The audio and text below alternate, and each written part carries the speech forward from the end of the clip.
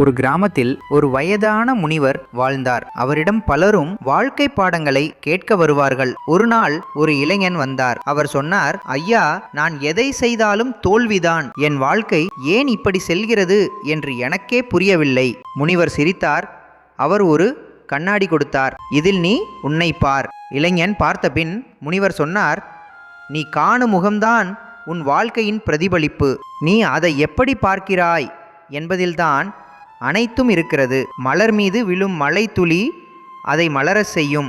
ஆனால் அதே துளி மணலில் விழும்போது அது மறைந்துவிடும். வாழ்க்கையும் அதைப்போல்தான். நீயே ஒரு மலராக மாற வேண்டும். பிறகு மழை உனக்கு பாதையாகும்.